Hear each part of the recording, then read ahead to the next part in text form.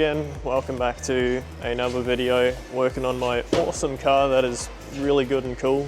So today we're going to be tackling the fuel system. It should be pretty easy, but also maybe not. So the factory fuel system in the 33 runs on the driver's side, but that's now our hot side. We've actually got to cross it over to the passenger side because that's our new cold side. I think I've got all the parts needed to do it, maybe. I'm quite good at not doing that.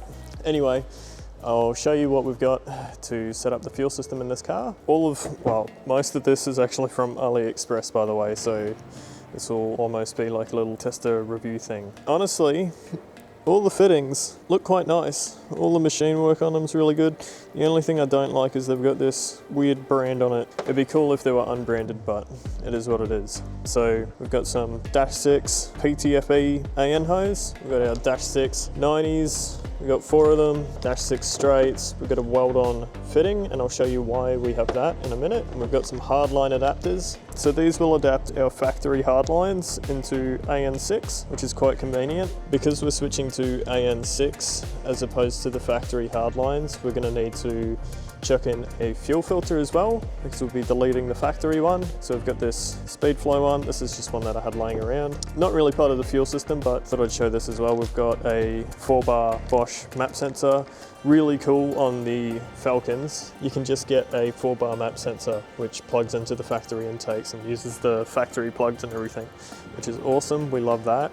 We've got this fuel pressure reg, which is once again off AliExpress. The machine work on it's actually really nice, so hopefully the rest of it's also quite good. We're running a Aeroflow fuel rail. This just came with the marketplace intake, and we've got our 6,000cc injectors.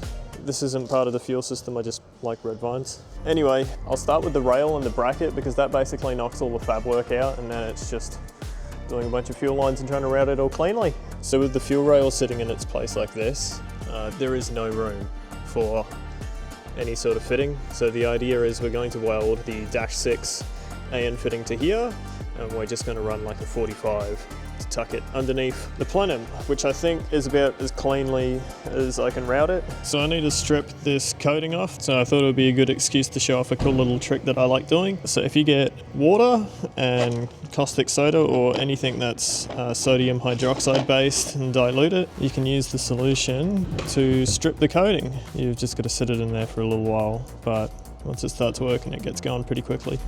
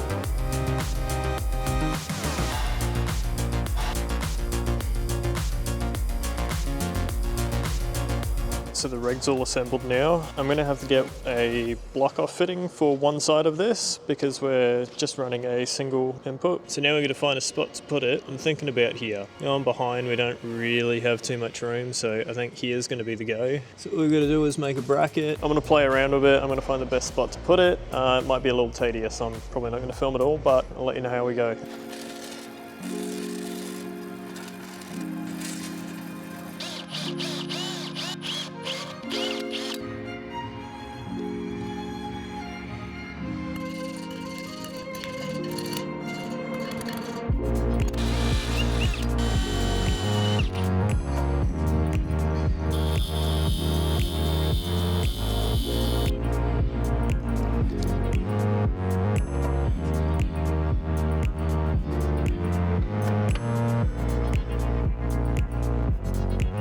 So the rig's mounted now. Pretty happy with the position it's in. What's good about where it's sitting is the output here is pretty in line with our fuel rail output here. So we're going to feed our rail in on this dash 6 fitting. The fuel's going to run all the way through. It's going to come out here, run underneath, and then go up to the reg with a 90, and then it's going to dump out the bottom to our return to tank. I'm thinking where it's mounted should actually look pretty clean with our fuel line routing. That's pretty much where we're at. We're basically ready to start making fuel lines now. I'll do all the ones in the engine bay, and hopefully we can get it on a hoist, because we're going to have to get underneath the car in order to chop the hard lines and adapt them to our new AN fittings. I can't remember if there's any fuel in this tank.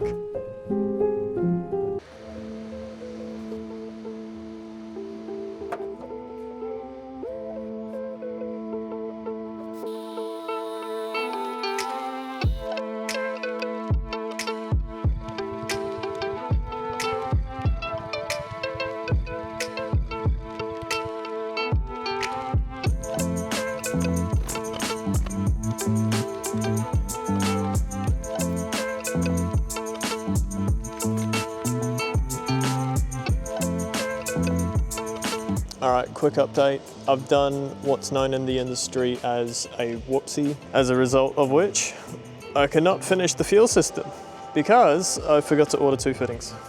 Alright, so I once again changed my mind. I think I can make it work with the fittings I've got. So originally I was going to cut the hard lines about halfway through the car and then do the AN all the way forwards, which means I needed heaps of straight fittings. What I think I'm going to do now, because there's actually a fair amount of space here, like there's quite a large air gap, I'm going to cut the hard lines here, right near the firewall, and run them along the back here of the motor. And if I do it that way, I should be able to do it with the remaining fittings that I've got, which is awesome. So I'm going to try and smash that all out now. It means I have to pull the dump pipe off to gain access to the hard lines, but we'll see how we go. It might be a bit tricky to film, so bear with me.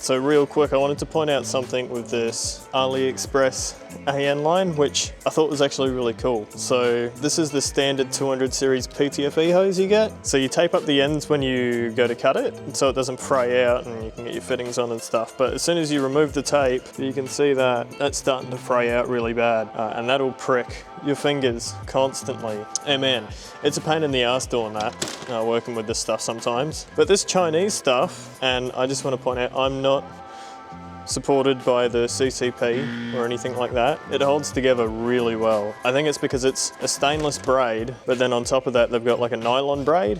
When you cut it with the angle grinder, it maybe like melts it together or something like that. But this is actually a really awesome line. I just thought I'd share my opinion on this stuff. If you're gonna go down the AliExpress route, it's actually really good. So just make sure you buy from a reputable supplier. And when you go for your fittings, make sure you get full flow ones, because the other ones look terrible, and as the name might suggest, they don't fully flow.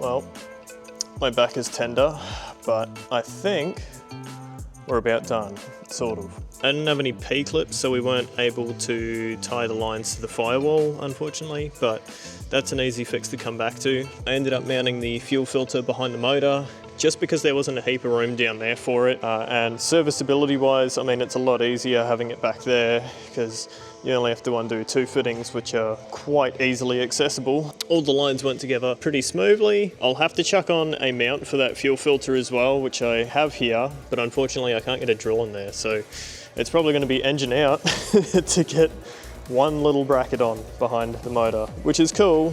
I think we've done pretty well today anyway. That's the whole fuel system done. I did forget to mention that we're just running a single 460 in the tank for now. We'll probably upgrade that to a 525 or a 535 maybe before this thing goes to dyno, but I believe our injectors are going to be what caps us out in the end. Anyway, that's a wrap for me. My back hurts and I want to go eat Domino's.